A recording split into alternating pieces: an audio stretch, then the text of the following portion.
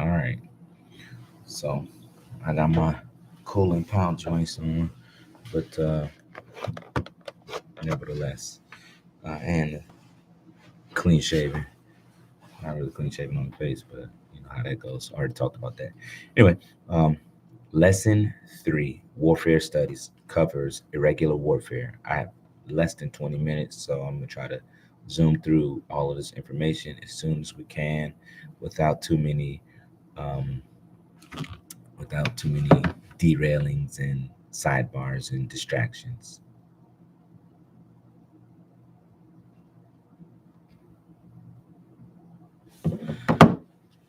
All right. Irregular warfare. The people may be likened to water and gorillas to the fish that swim in it. How may it be that these two cannot coexist? Mao Zedong, Chinese Communist leader, 1893 to 1976.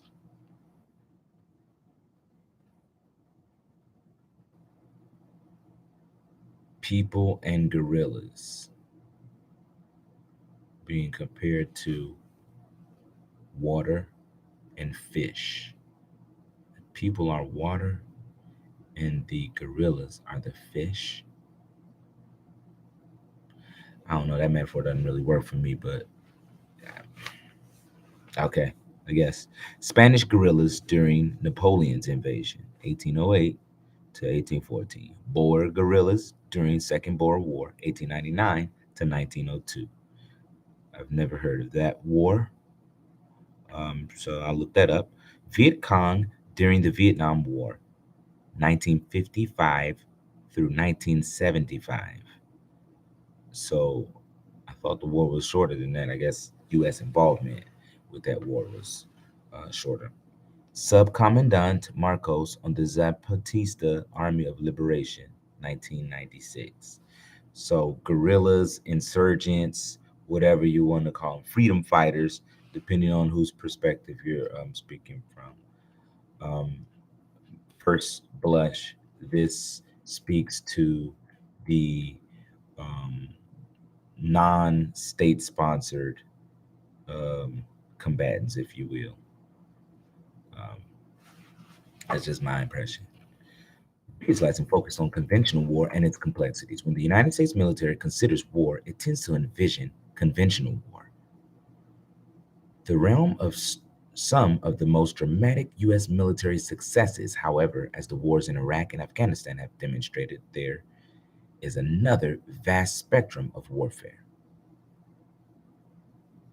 that exists outside the bounds of conventional battles and campaigns. This spectrum is often termed irregular war. It encompasses the violent struggles among state and non state actors. Hey, all right, I promise I haven't looked at this beforehand. For legitimacy and influence over a population. These conflicts are most often characterized by indirect and asymmetric approaches. Although direct military actions occur when an opponent has been weakened enough, either in military strength or political legitimacy, for them to succeed. Irregular warfare takes on many forms.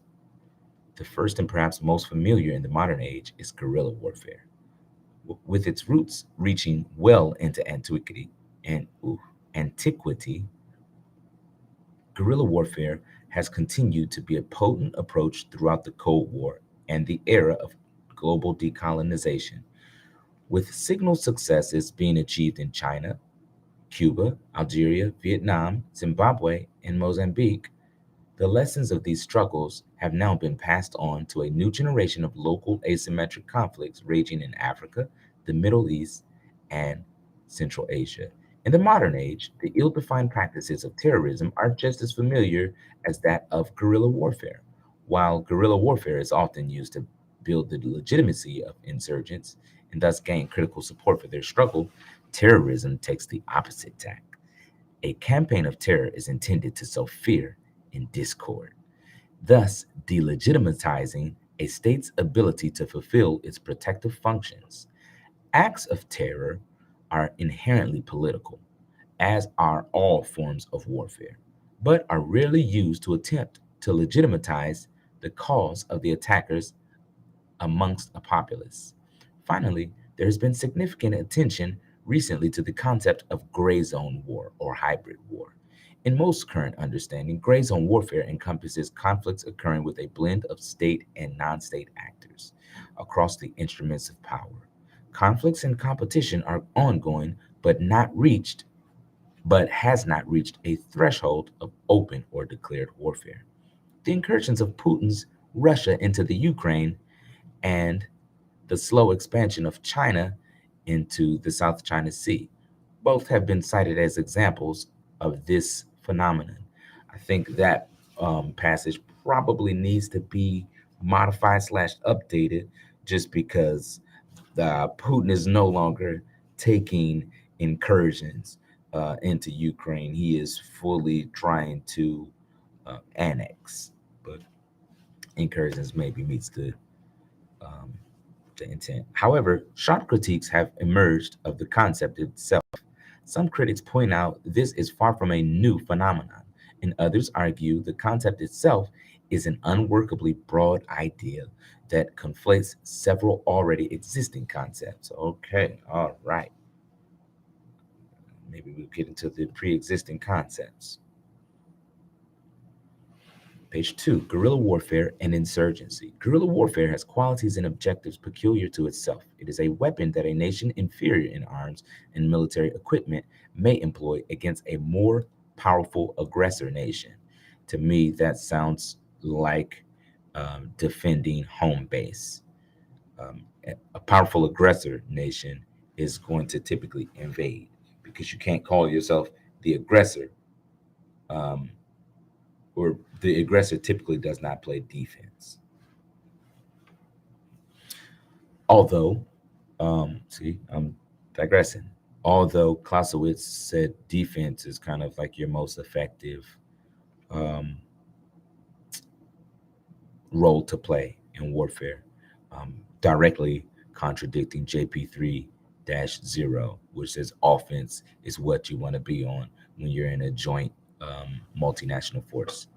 The guerrilla band is not to be considered inferior to the army against which it fights simply because it is inferior in firepower. Guerrilla warfare is used by the side which is supported by a majority, but which possesses a much smaller number of arms for use in defense against oppression.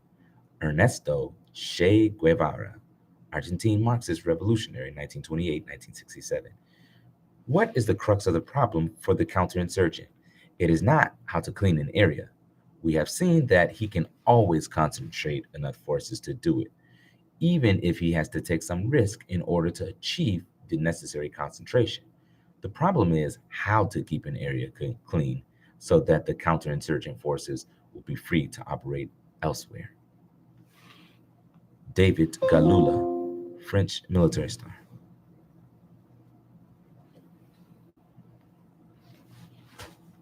Mars, George Washington, 1732 1799, successfully led the American insurgency military operations. Che Guevara, 1928 to 1967, rose to prominence as a leader of the Cuban Revolution. Mao Zedong, 1893 1976, successfully led Chinese Communist forces in 1949. Lightspeed. Guerrilla warfare has existed for millennia under a variety of names: small wars, raiding wars, revolutionary wars, the skulking way of war, and insurgencies all have been descriptors of this form of military action. It was guerrillas that frustrated Alexander the Great to no end in the Bactrian provinces.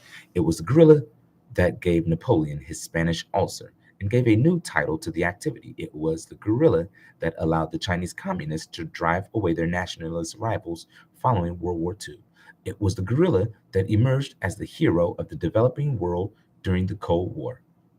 And recently, it has been the guerrilla that has proven a deadly adversary for the United States and its allies in the war on terror. Again, I'm realizing good guys and bad guys, it's all a matter of perspective. Uh, Despite the wide variety of combatants, time periods, ideologies, and locations, all of these conflicts have shared a common approach to warfare. All were militarily inferior either to their lack of firepower, smaller numbers, or lack of military organization. All therefore adopted strategy and tactics that involved concealing their movements using local terrain and populations to hide and maneuver, locating and targeting weak points unexpectedly, and most of all, using these advantages to avoid fighting a decisive conflict until such time as victory could be assured. So you don't want to get into a decisive battle until you know you're going to win. Sounds like Sun Tzu. While local superiority could be attained, leading to isolated victories, for the most part, these strategies and tactics were meant to exhaust the will and strength of their opponents while husbanding their own resources until a decisive moment. The first principle of guerrilla warfare is to maintain the strength and fighting ability of the guerrilla band, which often has advantages in local support, knowledge of the terrain, and overall mobility. Smaller force, more agile. Thus, it has historically been difficult for conventional forces to fight them. Although various counter guerrilla measures have been applied, the first major counterinsurgency theories emerged in the years following the Second World War as nationalist and communist insurgencies won a series of sweeping victories. Theorists such as Roger Chinquier and David Galula assessed that the guerrilla relies on his local foundations and support. Consequently, the way to defeat guerrillas was to remove the conditions that made the local populace support them. The majority of current counterinsurgent thought is built off of the works of these earlier pioneers and focuses on the concepts of creating stable and legitimate state structures to undermine local support for insurgents. Guevara, Guerrilla Strategy and Guerrilla Tactics, read Chapter 1, subsections 2 and 3. Given these excerpts, could you conceptualize an operational level of guerrilla warfare? Is Shea concept of guerrilla warfare more driven by a decisive struggle or attrition? Cohen, Principles, Imperatives, and Paradoxes of Counterinsurgencies, read 49 through 53. This article provides short, simple principles and guidelines for military members regarding coin or counterinsurgency. As the author notes, in many ways, conducting coin operations is counterintuitive to the traditional American approach to war and combat operations. Is their argument convincing? Why or why not? To learn more, read Tomes's Relearning Counterinsurgency Warfare, Zedong's on Guerrilla Warfare. So Mao Zedong um, had a writing on guerrilla warfare that's probably needs to be read. Guevara, Guerrilla Warfare. This resource is not available in the course. This resource is also not available in the course. Galula's Counterinsurgency Warfare Theory and Practice. Allen's David Galula, Franz Fanon, and Imperfect Lessons of the Algerian War. We call it 3 more minutes.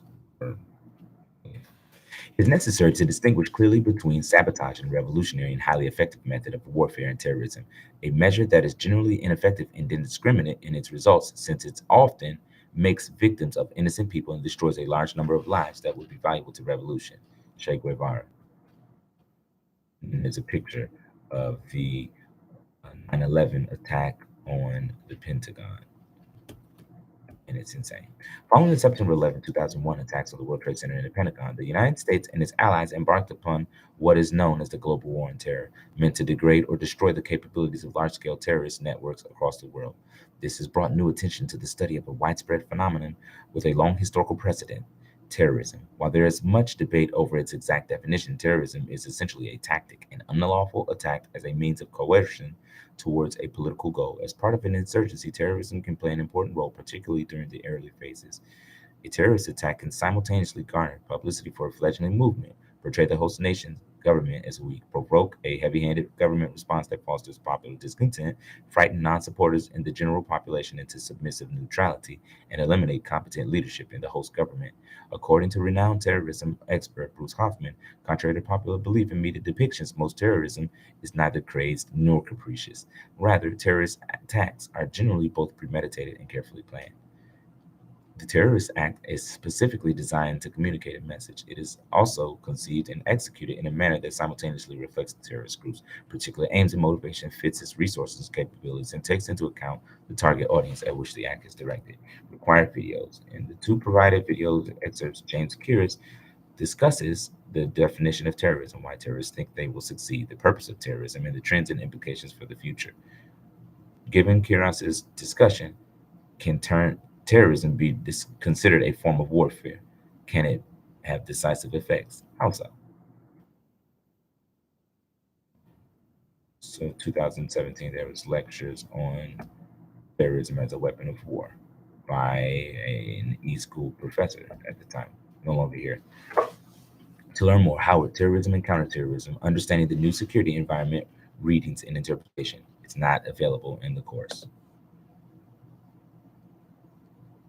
Page 4. Gray zone warfare. While discussions of gray zone campaigns often jumble together categories of conflict, gray, hybrid, asymmetric, unconventional, the concept takes firmer shape when we think of it as a carefully planned, operating in the space between traditional diplomacy and overt military aggression. It is typically employed by aggressive, somewhat revisionist states with grand geopolitical ambitions. Michael J. Mazar, senior political scientist, Rand Corporation. Unfortunately, the alleged novelty of gray zone operations exposes far more than just historical illiteracy and a yin for terminolo- terminological fads terminological terminological fads. It also suggests a failure to learn from history. American soldiers, civilians, and analysts painfully endured decades of frustration during the Cold War, thinking about how to cope with the components of what we regard as gray zone conflicts today. They produced enough theoretical, personal, and scientific publications on the subject to fill an entire research library. Adam Elkis, War on the Rocks. One of the most One of the more recent discussions in terms of irregular warfare has been the concept of gray zone warfare or hybrid warfare.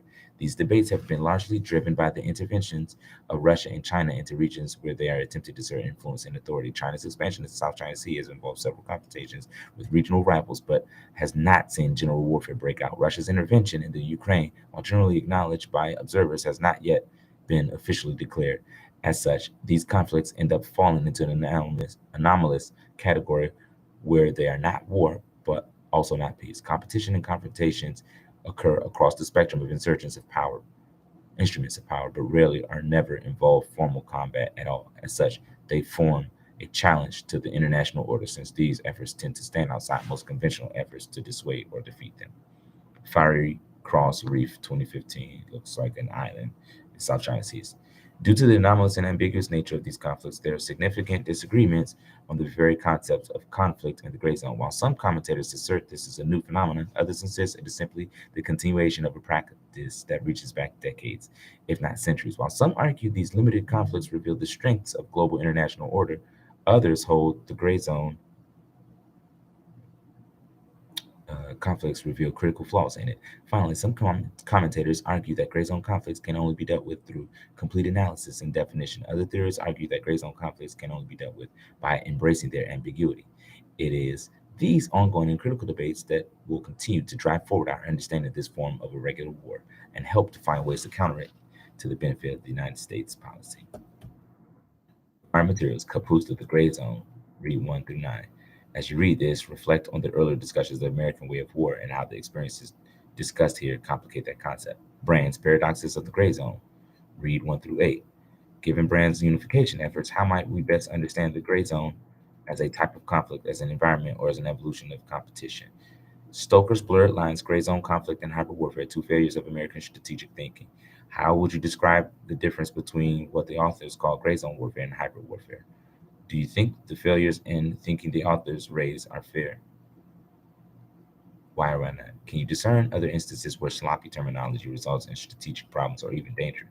To learn more, Green Tree, America did hybrid warfare too. Babbage, Still in the March, Chinese hybrid warfare in the Indo-Pacific issues and options for Allied defense planners. The worst fears Russia's hybrid warfare. They're missing the big picture. Kurtzman has Iran chosen hybrid warfare.